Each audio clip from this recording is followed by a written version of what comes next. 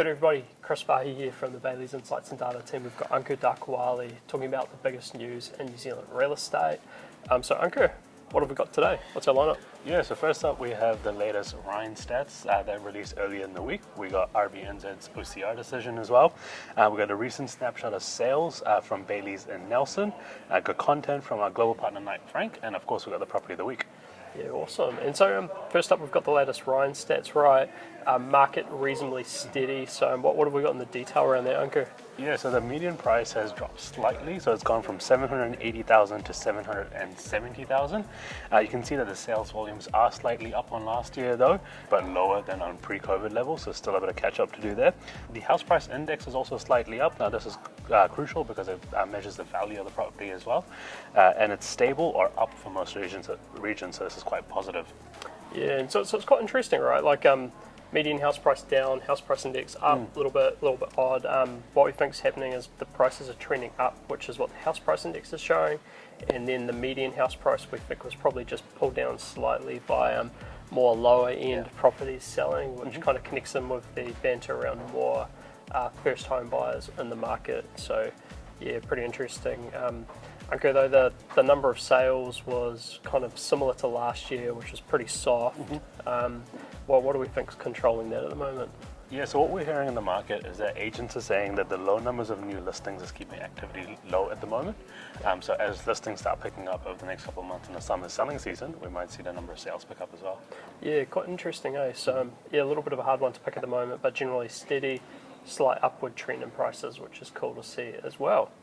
And so next up, Ankur, we had the Reserve Bank OCR decision. So they've kept things steady at the moment, 5.5%. What do we know here? Yeah, so this has been in line with what they're forecasting. So 5.5% is what they forecasted as their peak. So they're sticking to that at the moment. Something that they did notice in their statement is that the labor supply and supply chain issues are improving. So with more people coming to the country, you got labor force increasing, so that bottleneck is decreasing. The forecast shows though that the OCR will stay higher for longer. So this is their forecast into the next 2024 and 2025 as well. Yeah, and it's quite interesting, right? Because OCR stable, so that's like your current interest rate. Question is what happens with your sort of short and longer term interest rates, and we think what might happen is the long term rates like 3, 4s and 5s years. If the banks believe that the OCR will actually stay higher for longer, then maybe they'll start to push those up a little bit, and we have seen that through the 10-year bond yields recently. But yeah, to be determined whether the banks believe it, and whether the markets actually believe that will be the case. And so they also updated their house price forecasts. Yes, this was actually quite interesting. Their forecast shows that there's going to be an increase in house prices of 3.2% between September 2023 and September 2024. And moving even further, price is going to go up a total of 9.5% over 2024 and 2025. Yeah, so it's quite interesting, right? Like they're kind of updating their forecasts in real time as the market seems to be performing better than people are expecting maybe 6 months or 12 months ago, which is good. Next up, a big moment for, I guess, the development community. Resource Management Act reform bills have gone through the government or through Parliament. So what do we know about these, Ankur?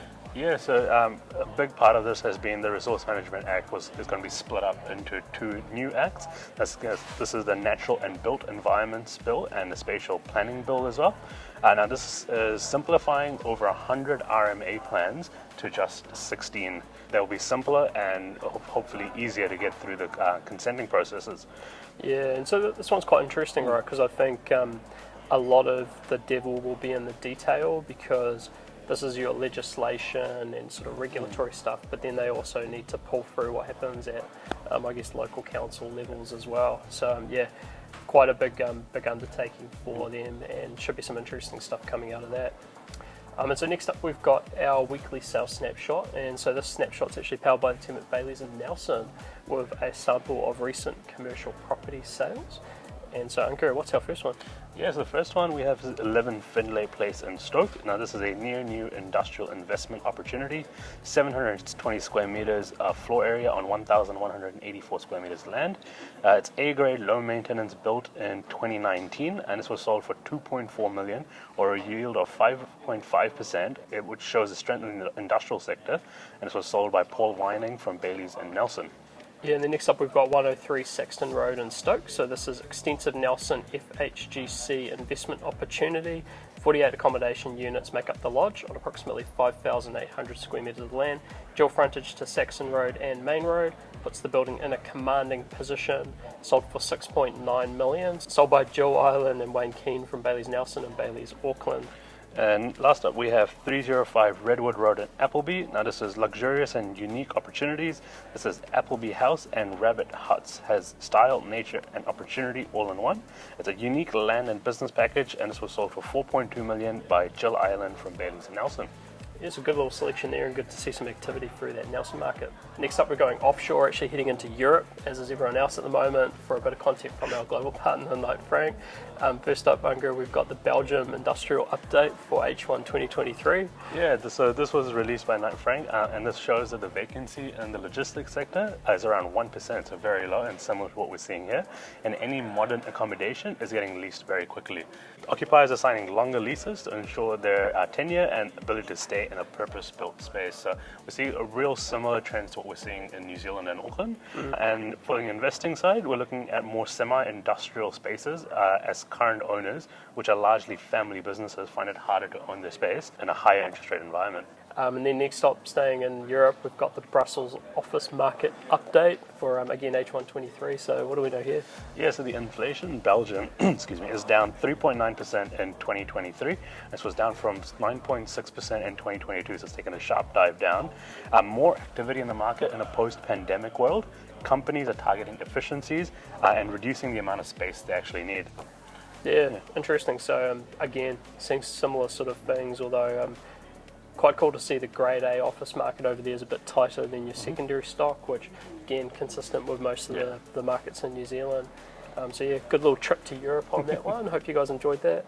And then finally, to wrap up, we've got our property of the week. And Ankur, you've got a real cool property in Mount Eden. Yes, this is really interesting. This is 2 Batco Road on Mount Eden. It's a landmark estate, a Victorian-style villa with 5 bedrooms and 2 lounges on 1,341 square meters, more or less, that backs onto Mount Eden. It's in the double grammar zone. So if you want to learn more about this, please get in touch with Weiwei Elder or Midori Wang from Bayleys and Riviera. Yeah, it was pretty cool, like period interior in there as well. And then for me, I've got 39 Macadam Drive in Jacks Point in Queenstown. And so this is Jacks Point Alpine Retreat, 4 bedrooms, 3 bathrooms on 798 square metres. It's got 180 degree views of the Remarkables, Coronet Peak and Jacks Point Golf Course. Features a fire pit, a finished sauna, outdoor shower and a spa pool. I guess if you kept the spa pool cold, you could also get a cold plunge pool. And if you want to learn more about that, you can contact Mark Martin or Hope Martin from Bayleys Frankton. Well, that said, we'll wrap it up here. So thanks very much, Ankur. Thanks, Rex. And we'll see you next time. Yeah.